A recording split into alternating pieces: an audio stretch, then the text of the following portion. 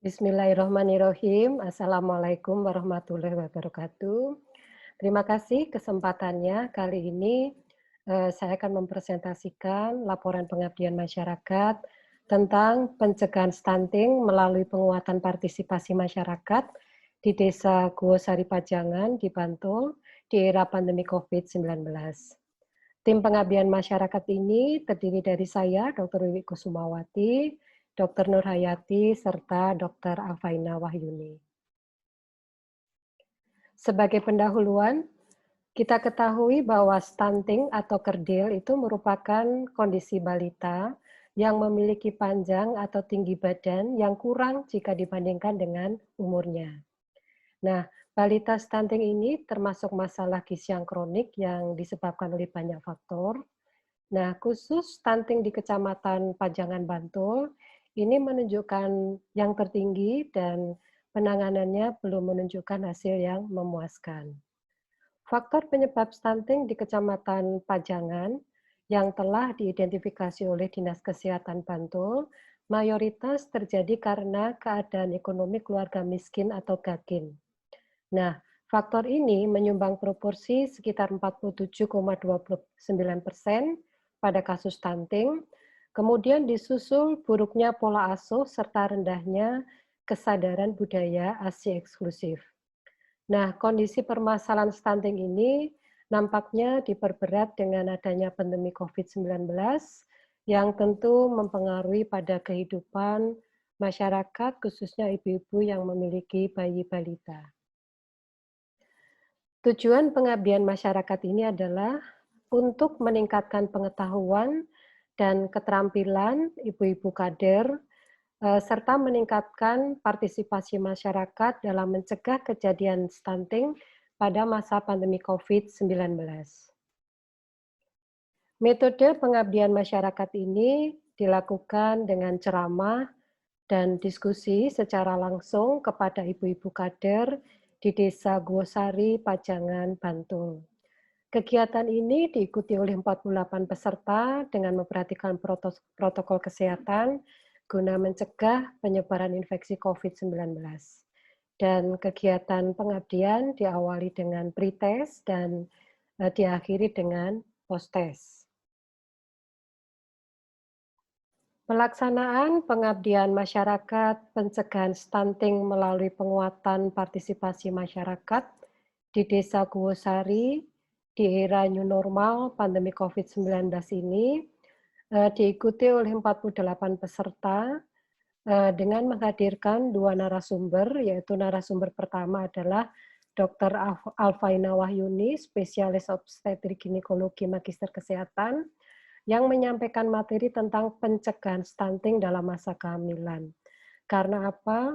Karena kejadian stunting itu tidak hanya terjadi pada saat bayi dilahirkan dan pada masa balita, tetapi kejadian stunting ini bisa dipicu sejak ibu hamil atau sejak janin ada di dalam kandungan. Nah, kemudian narasumber kedua adalah Dr. Bambang Edi Susianto, spesialis anak magister kesehatan, yang menyampaikan materi tentang pencegahan stunting sejak bayi. Nah, kedua narasumber ini menyampaikan penjelasan tentang bagaimana proses penyebab dan serta mekanisme terjadinya stunting, ya, yang antara lain juga dipengaruhi pada saat tumbuh kembang pada saat janin atau pada saat ibu hamil, kemudian juga pertumbuhan masa bayi balita yang kurang mendapatkan asupan gizi yang cukup, terutama ASI eksklusif pada bayi. Nah, sehingga pada penjelasan kedua narasumber ini ditekankan pada hal tersebut, serta bagaimana pencegahannya supaya para ibu-ibu kader mendapatkan pengetahuan yang cukup tentang stunting dan juga bagaimana hal tersebut bisa dicegah atau diantisipasi pada saat pandemi COVID-19. Nah, pada tabel ini bisa dilihat dari 48 peserta yang hadir dari ibu-ibu kader, Peserta terbanyak adalah berusia lebih dari 41 tahun, ada 28 orang.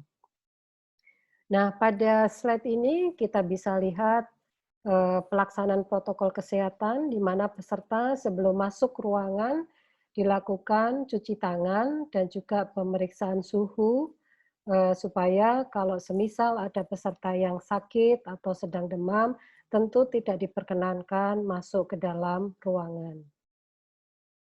Nah, pada slide ini juga kita bisa lihat bahwa pada acara pengabdian masyarakat ini, alhamdulillah dihadiri oleh Bapak Lurah dan sekretarisnya, dan juga di sini kedua narasumber, Dr. Alfaina Wahyuni, spesialis obstetrik ginekologi, dan juga Dr. Bambang Edi, spesialis anak, memberikan penjelasan mendetil ya, eh, dan informatif tentang proses kejadian stunting, ya, kemudian mekanismenya, dan bagaimana antisipasi atau pencegahannya agar stunting itu tidak terjadi mulai sejak kehamilan sampai dengan bayi dan balita. Ini kita bisa lihat bahwa pada pelaksanaan pengabdian ini di awal kegiatan dilakukan pretest dan pada akhir kegiatan dilakukan post-test dengan menggunakan kuesioner, soal-soal yang berisi tentang stunting dan COVID-19 sebagai indikator pencapaian atau penguasaan pengetahuan kedua hal tersebut pada 48 peserta. Nah, dari hasil kegiatan didapatkan bahwa skor rata pretest sebesar 11,9% dan rata post-test 13,4%. Nah, hasil ini menunjukkan bahwa setelah mendapatkan penjelasan dan juga diskusi tanya jawab dengan kedua narasumber, didapatkan peningkatan pengetahuan sebelum dan sesudah sebesar 1,4%. Nah, pada slide ini bisa dilihat skor masing-masing peserta dari 48 peserta, yang mana pada saat pretest kita lihat skornya adalah ratanya 11,98% dan pada saat post-test 13,46%.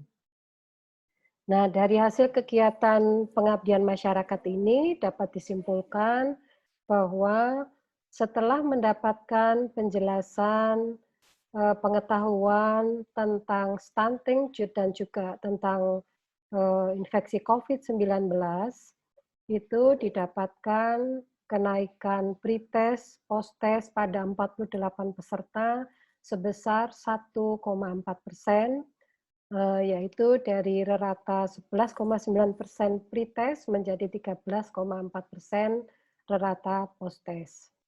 Nah, dari hasil kegiatan ini diharapkan 48 orang ibu-ibu kader kesehatan itu telah menguasai pengetahuan tentang stunting, baik itu dari proses dan juga tentang pencegahannya di era pandemi COVID-19, dan harapannya bisa meneruskan pengetahuan serta keterampilannya ini kepada masyarakat sekitarnya di Desa Guosari Pajangan Bantul, khususnya kepada ibu-ibu yang sedang hamil dan mempunyai bayi balita, sehingga kedepannya diharapkan bisa ikut berkontribusi di dalam menekan atau menurunkan kejadian stunting di Desa Guosari Pajangan Bantul, Yogyakarta. Ucapan terima kasih kami sampaikan kepada LP3M Universitas Muhammadiyah Yogyakarta atas support-nya terhadap kegiatan pengabdian masyarakat ini. Sekian presentasi ini, terima kasih atas perhatiannya, semoga bermanfaat dan wassalamualaikum warahmatullahi wabarakatuh.